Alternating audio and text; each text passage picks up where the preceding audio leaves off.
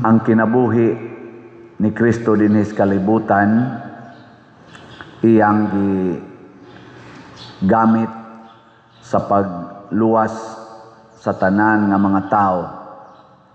Apan bisan pa ang iyang tumong mao ang pagluwas sa tanang mga tao, naagyoy pipila nga dili mudawat sa iyang kaluwasan o gani gipatay gid siya. Lingiyay mong tupad na mudawat ka sa kaluwasan ni Kristo. Kay di ka mudawat, mupatay ka ni Kristo. Ang mga Hudiyo wa gyud mudawat hangtod karon. Mao nang gipatay nila si Jesus.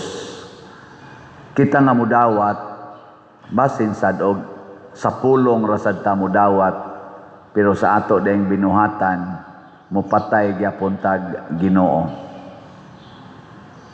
Saman, patay mo dili. Wa na, mingaw na. Wa na. Og unsa may mga paagi nga gidawat nato ang Ginoo, kung ang iyang mga pulong atong sundon, kanara gyud. Mao ra gyud nay unang paagi. Ikaduha, sumpay gyapon siyang mga pulong, ang iyang gihigugma ato sang higugmaon. Nga ikatulo, subay gyapon siyang mga pulong, ang iyang pagpakamatay ato sa untang sundon. Muna si Santiago ni sunod ana, si Pedro Calungsod, si Lorenzo Ruiz, o practically ang tanang mga santos, labi na ang mga martyrs, ni sunod ni ana. Gilingiya na sa imong tupad, na andam kang magpakamatay para nako. Tingnan ko no, na andam ka.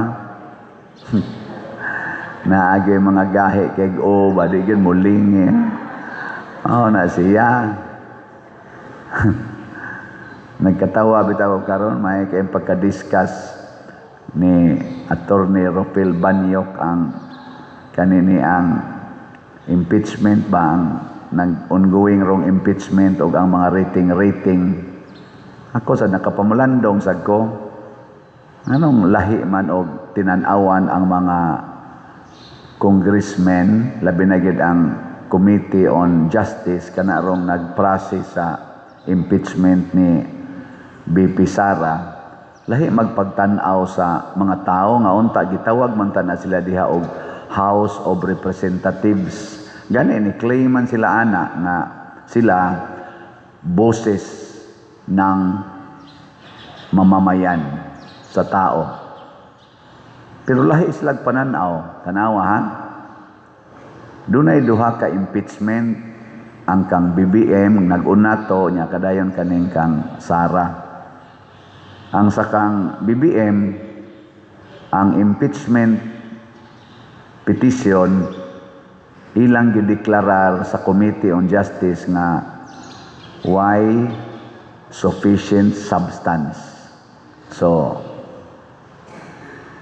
kuan dayon, dismiss dayon kay why substance. Pasabot ang accusation nga sana kaning betrayal of public trust. Mao man toy kuan ato, mao may issue tingali ato, betrayal of public trust, dili sufficient ang substance in relation to the President Bongbong Marcos. Pag-abot na ni Sara, mao gyapon betrayal of public trust tungod atong 125 million nga confidential fund, mao gito'y pinakasentro unya kuan na ra ba to, aprubahan naman to SCOA nga way anomalya, pero ilang gihimong dunay issue karon sufficient in substance. Sa ilan ang pananaw sa Committee on Justice. Pero pag resulta sa kaning survey sa Pulse Asia man siguro na, nga gidiscuss ni Tony Rufil nga gihimo atong first week of March karong tuiga, ang net approval rating man tingali to ni Bongbong Marcos -9. Ang net approval rating sa Vice President Sara Duterte +28. Kinsa maron ang atong tuhuan, ang mata sa Congress nga si Bongbong Marcos kasaligan kaayo nya kinsa tong mo-accuse niya nga betrayal of public trust, insufficient ang maong accusation, o kining mga tao nga nag-ingon para namo negative ang among approval ni Bongbong Marcos. So kining panaglahi ang representatives lahig pananaw, ang girepresentahan lahig pananaw, murag in between na ay question mark. Sila man untay representative sa mga distrito sa tibuok kalibot Pilipinas, nganong lahi magpananaw ang mga tao nga sila man untay nagrepresent. Ang pasabot para nako, di sila kamaong maminaw sa Ginoo, kay ang Ginoo mga igsoon kanunay gid ng favor sa katawhan dili sa individual authority. Kani magong authority kasagaran magpakaginoo, sama anang executive, legislative, judiciary nato nga mga branches, mga authority naman na sila. Magpakaginoo na sila, doon na sila pa prone sila nga matintal nga magpakaginoo. Nya kay magpakaginoo naman sila, ang ilang gipaminaw ang ila ng kaugalingong gusto. Ana. Munang di kay ta makasalig nila. Para nako, ari kita mosalig sa voice of the people. Kay government emanates from the people. Dili emanates from the elected officials of the government. They are simply servants of the government. Dili sila mo'y authority. Pero karon nabutaan sila na'y authority. Na kung unsay ilang gusto, ilang mabuhat. Munang si Kristo ming correction sa mga Jewish leaders nga dili na maong inyo. Nganong kamo naman hinuoy masunod? Nganong kamo na may magbuot? Di na mo maminaw sa Ginoo. Mao na ninyo Kristo ang amahan nagbuhat hangtod karon pinaagi sa anak, pasabot ako'y sundan ninyo kay ang akong mga hukom pabor gyud para sa mga tao. Kay pinangga manggug kayo sa Ginoo ang mga tao. Lingi ay mong tupad, ina, pinangga kas Ginoo. Lingi aba. Nya kung ikaw karon naa kay kalagutan, naa kay gustong silutan sa imong isig katao against nakas Ginoo.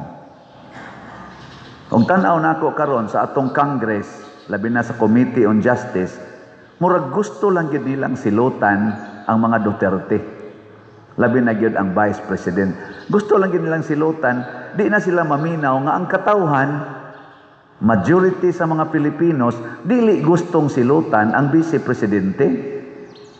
Gani, nagsinggit karon ang mga katawhan, pinaagi anang rating nga nigawas, kanang approval, net approval rating, naghisgot ang katawhan na, chikapak ha ng presidente, anong di na mamiganahan mo salig niya. Chikapak ka na mo'y chikapa, ayaw rin di ang nisalig pamigmaayo.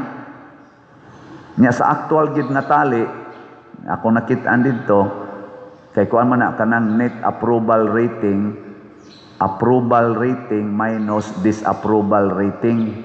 Ang kang Sara, murag 55 man tingil itong iyang approval rating, Unya ang iyang disapproval rating 27. So 55 minus 27 mo resultag positive 28. Ang kang Bongbong Marcos, alam tong iya, ang approval 36, ang disapproval 45. Mauna nga pag minus negative 9. Nya sa Luzon, NCR, Visayas ug Mindanao gitabulate man sadto sa Pulse Asia, gipakita sa ni Attorney Rufil, lingaw kog tan-aw. Sa Luzon kanang adto padung sa Northern, kato ba? Luzon ba? Way labot ang NCR. Ang NCR kana man ang Manila, Makati, Caloocan, Quezon City, mao man ay nagkumpo sa NCR. Sa Luzon, daog si positive ang rating ni Marcos. Negative ang kang Sara sa Luzon. Pero NCR hangtod nga ris Mindanao, pulos negatives Marcos. Pulos siya ubos. Si Sara maoy naglabaw. Labi nagis Visayas. Ang approval rating ni Marcos kay kuan ra 17 man siguro to. Unya ang kang Sara kay murag 70 kapin or 87 ba to. Nya sa Mindanao 10 na lang ang approval ni Marcos, unya ang kang Sara kay 97. So pasabot kung mutan-aw ani ang ato mga representatives, ang taga Luzon ra maoy nisalig sa atong presidente ug wa mo salig sa vice presidente. Ang NCR, Visayas, Mindanao nisalig sa vice presidente, wa mo salig kaayo sa presidente. Nya nganong karon ila mang ingnon nga ang sufficient ra gyud og substance sa petition sa impeachment, ang angay i-impeach, ang angay taktakon sa Pilipinas mao ang vice presidente nga positive man kaayo ang mga tao. Unya ang ato hinoong presidente nga negative ang resulta sa mga tao, mao naman hinooy gitawag og why sufficient substance. Well, nagkabangi. Naay panultihon lagi nga nag-ingon, vox populi, vox Dei. Ang tingog sa mga tao, tingog sa Ginoo. Muna maminaw gid tas mga tao, maunta nay buhaton sa atong mga leaders karon. Apil na sa ning leaders sa Amerika, sa Israel, sa Iran, nga kining ilang panagubat karon mao kani gustos mga tao sa kalibutan. Gasolina nato karon pila na? 100 na kapin. Nya napagi umaabot nga mga increase, wa pay siguro og napabatay supply kay girasyon na ang mga gasolina. Ug ang krudo, patintaasas krudo. Unya, kinira bang duha, kinira bang nga commodity, kaning fuel, mao na gini mo increase. Nunot ginatanan. Unya, ang sweldo, wa mo increase. Ako, musulti ko ron ninyo, na problema tas atong pabahay. Ang atong budget ato, gikan og 60,000, ning abot og 75,000. Karon, pila na kaha nga hapit tanan ni increase, naa sa 20 to 30% ang increase sa mga prices. Mga igsuon, naminaw kang atong Congress ani, naalang gyapon sila nag-focus sa impeachment. Dako na kay kadaot ang nahitabo karon sa atong nasod. Dako kay panginahanglan ining krisis. Sila impeachment lang gyapon. Unsa man ning ilang mga dunggan, dili maminaw. Unsa man ning ilang mga mata, dili mo tan-aw. Isit aside usa na oy. Nya ang ila ra bang i-impeach ang dunay positive rating sa mga tao. Ang dili nila i-impeach ang kadtong dunay negative rating. Ni samot na gyud nga murag wa na gyud mag-igo bang nagmahal pa baka ni sila sa atong nasod. Mo nang niingon diri si ang Ginoo sa atong unang pagbasa, malimot bagod ang inahan sa iyang masuso nga mga anak o iyang anak nga masuso, iya ginang atimanon. Kinsa maroy atong inahan? Kining ato mga opisyal sa atong nasod. Sila'y inahan unta nato. Pero mura nakalimot sila. Kinsa may masuso nga anak? Ang mga kabus, ang mga way trabaho, ang mga bata, ang mga senior citizens. Muna na sila tawag masuso. Gaagad na lang og unsay ipasuso. Ila ba nang gipaminaw karon? Wa. Pero ang Ginoo naminaw. Kay matod pas Ginoo, ang inahan posibleng malimot sa iyang anak. Pero ako di gyud ko malimot ninyo. Doon na gyud umaabot nga silot kining ato mga leaders nga wa magpakabana sa panginahanglan sa nanginahanglang tinuod nga katawhan. Silutan gid sila kay matod pa diri sa atong ebanghelyo, inig kamatay na nato, mabanhaw ta. Kitang tanan banhawon, pero matod pa diri sa to, kadtong maayog binuhatan, mabanhaw. Nani sa Gospel of John chapter 5. Kadtong maayog binuhatan, mabanhaw ug mabuhi, ug kadtong daotag binuhatan, mabanhaw apan silutan. May lingian sa di mong tupad. Ing na nipalit kag slat. Ing na nipalit ba kag slat? Ing nipalit kag slat, maayo kag binuhatan. So kung mamatay ka karon ug madayon kining grabe ning gubat karon, maigo tas missile din mga matay ta, ayaw ka balaka kay inig kabanhaw nimo nya nipalit kag slat karon, buhi ka. Pero wa ka nipalit karon kay gadinaw ka, nya maigo lang gyapon ka sa missile. Wala ba tay panagang din mamatay ta, banhaon gyapon ka pero silutan. Ug mga adlaw magpista ta ni San Jose. Si San Jose maayog binuhatan. Namatay siya. Sayo kay siyang namatay, wa kay siya kaabot sa public ministry ni Kristo. Wa kaabot siya sa pagka 30 anyos sa iyang anak. Pero si San Jose buhi hangtod karon nganuman manggihatagon kay siya. Gihatag niya ang tanan ngadtos Ginoo sa iyang isig katawo. Mao bitaw karong gabi naa sa tay gamay nga selebrasyon kay yano man ni si San Jose. Di karong gabi ugmas gabi ika-alas 6 magmisa ta.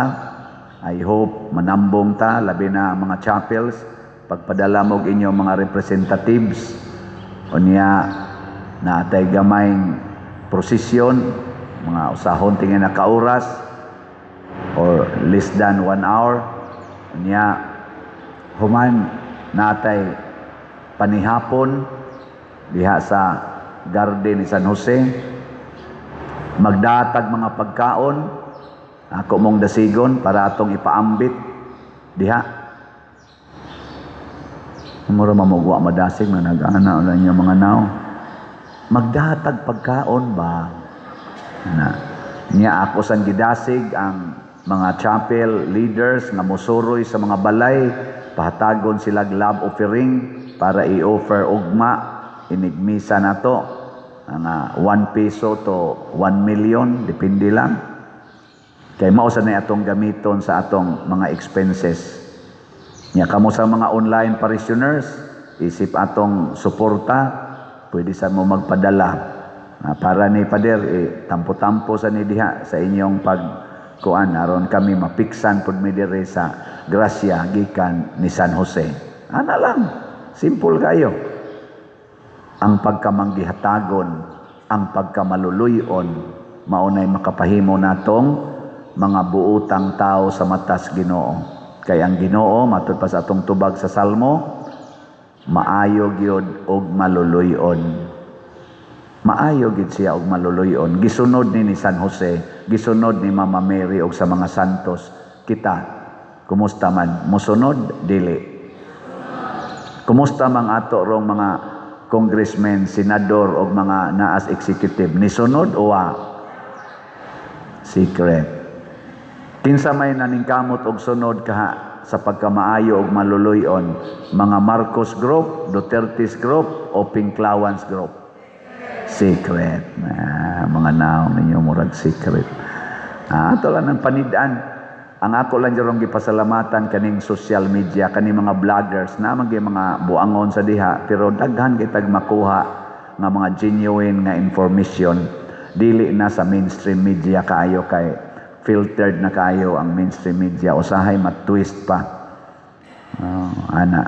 Pero karon tan-aw ta diha, magkabuang tag-analyze, pero mga gitaglamdag sa Ginoo para ang kamatuoran maugay atong mahibaw-an, maminaw ta unsay gustos Ginoo, unsay gusto sa tinuod na kinabag-an sa katawhan, dili sa pipila nga mga bakakon o mga kawatan sa atong nasod.